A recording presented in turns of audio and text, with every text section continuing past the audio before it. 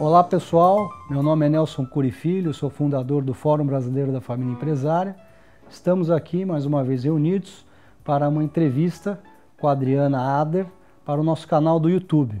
A Adriana Ader, que é professora da Fundação Dom Cabral e também sócia fundadora da Equilibra Governança Integrada. Ela é especialista em empresas familiares e mediação de conflitos. Adriana, tudo bem? Como é que você está? Tudo ótimo, obrigada pelo convite, obrigada por estar aqui. Obrigado pela presença aqui e nos prestigiar no nosso canal do YouTube, do Fórum Brasileiro da Família Empresária, e gostaria de perguntar para você aqui hoje um tema que é muito relevante, e eu vejo que você é especialista também em mediação de conflito, e como que você pode utilizar o acordo de acionista como uma ferramenta para mediação de conflito, para que ele serve, né? E como nós podemos utilizar ele dentro das empresas familiares? Então, o acordo de acionistas é um grande eixo, onde mais importante até do que o documento é o processo, que é a construção do acordo. Ele serve para quê? De certa forma, para prevenir uma série de conflitos. Ele é um grande combinado de regras de convívio entre sócios. E na verdade, podem ser dois sócios, tendo duas pessoas eu considero já importante, já válido, não é uma questão de grande porte ou pequeno porte. É um grande combinado justamente para estar prevenindo as relações que vão de temas como que sócio pode entrar na empresa, como que sai, como que vende, como que a tomada de decisão vai acontecer, como que a família vai se relacionar, vai ter o vínculo com a empresa. Então, ele vai ter uma área que vai estar falando da relação literalmente societária, como entra, como sai, como vende, como que faz a valoração dessa empresa. E ele vai ter uma área realmente dessa parte de convívio, de tomada de decisão, que a gente fala que é a parte administrativa. Então, que fóruns que vão ter, como que eles são compostos, se existe votação ou não, é consenso, como que se dá em cada tema esse tipo de análise, né? Adriana, você poderia contar para a gente quais os principais desafios na implantação de um acordo de acionista? E acho que quando fala em implantação, tem a parte primeiro do processo, que é a construção, né, desse grande combinado, e a implantação depois é ele acontecendo, né? A verdade é que o ideal é até você deixar o acordo, vamos dizer, na gaveta e não utilizar. Ele é um seguro-saúde, vamos dizer assim. Entendi. Né? Onde você vai utilizar quando precisar, porque ele é um documento jurídico que, se precisar, está lá. Por isso, o processo dessa construção é tão importante. E, então, falando um pouquinho do processo, a maior parte das pessoas que vão ser impactadas pelo acordo deveriam estar participando dessa construção. Sócios atuais, sem dúvida, todos, e futuros sócios. E aí não digo, eles não têm o poder da decisão, mas sim de influenciar, porque aquele acordo vai estar afetando o que eles estão combinando. E nesse sentido aí já tem um desafio, porque nem sempre, quando você constrói um acordo de sócios, você já tem um consenso, uma coesão entre os sócios. Então esse é o primeiro desafio, eventualmente alguém que não queira assinar, que não queira participar desse processo. E aí justamente, quanto mais pessoas for possível ter construindo isso junto, assinando, concordando com o que está ali, é melhor, né? Na implantação, que na verdade assim, o que a gente combinou, vamos fazer o que combinamos. Formalizar. Não só formalizar, mas agir, porque para não ficar na teoria, não ficar num documento, mas ir para a prática, porque esse é o objetivo. Sim. Não é a construção do documento. E aí também é um outro desafio, porque no acordo ele justamente vai estar tratando a separação dos papéis. Qual é o papel do conselheiro? Qual é o papel da família? Qual é o papel do administrador?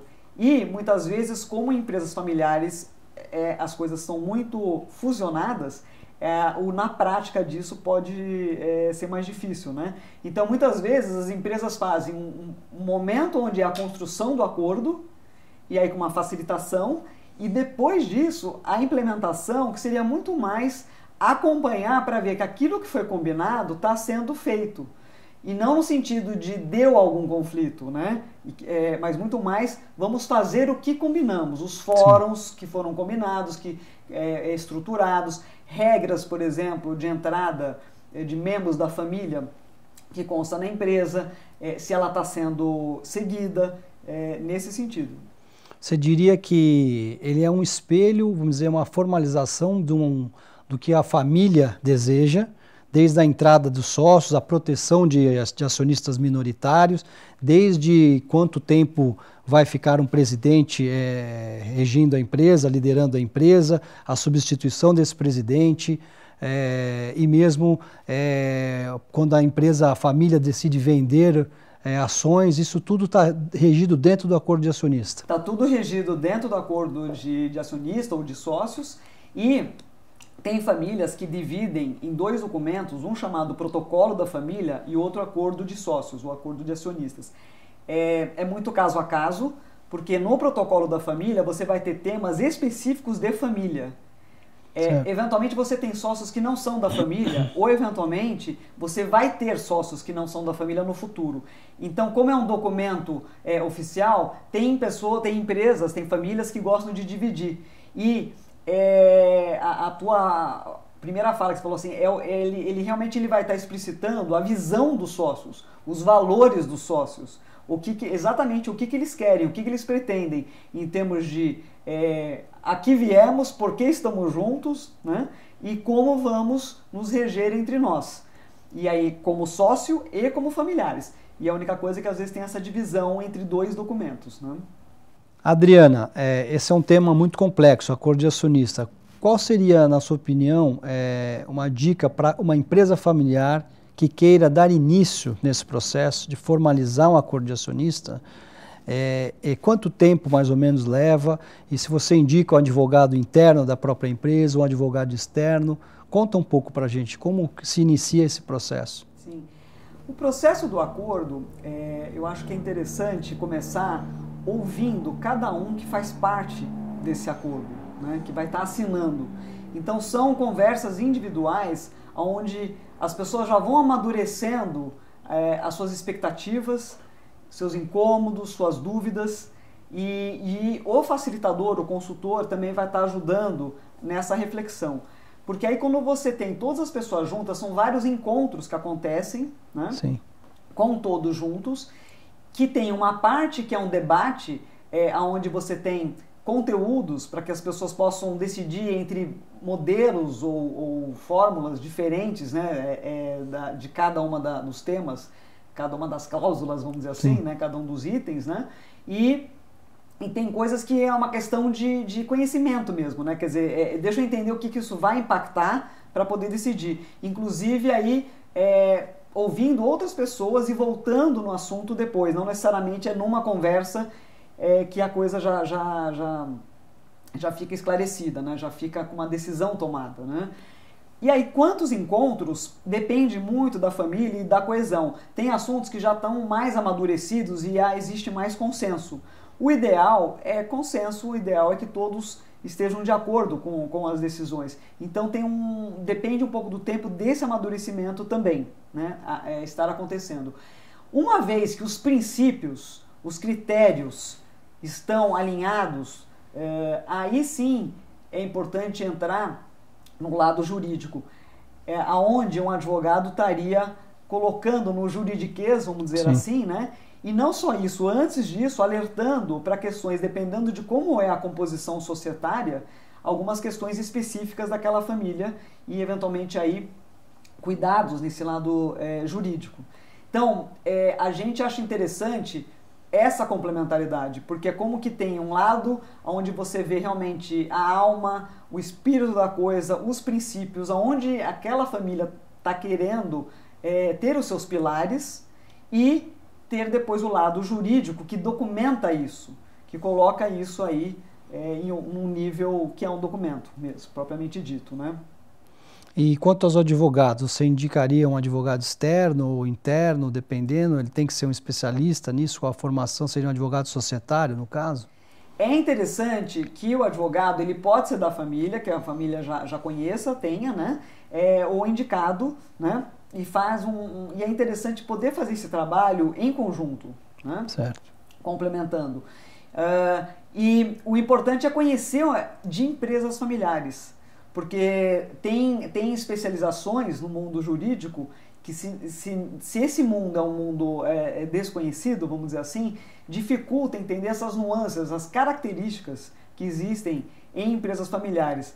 Porque um acordo, se ele tem o objetivo, fala assim, não, é para empresa familiar, como é que você tira a emoção? Não existe isso, são seres humanos. Então aqui o acordo ele vai estar nutrindo o combinado, como que como que essa relação é construída.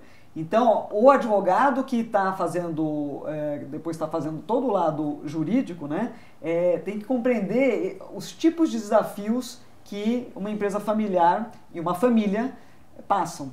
É como se ele fosse no mundo jurídico, mas o médico da família, aquele que entende as dores, os desejos, como ele pode minimizar os conflitos e espelhar isso da melhor forma, como você mesmo colocou, os valores para o mundo jurídico, para que isso dê o máximo de proteção à família empresária. Porque, por exemplo, uma filha que eventualmente tem alguma questão que não está de acordo, e durante o processo, e por isso a importância de você ter a consultoria como esse lado complementar ao jurídico, né? Sim. Para estar cuidando justamente de questões onde um advogado não tem esse conhecimento, né? Não tem não é da prática dele, na verdade, essas questões da relação.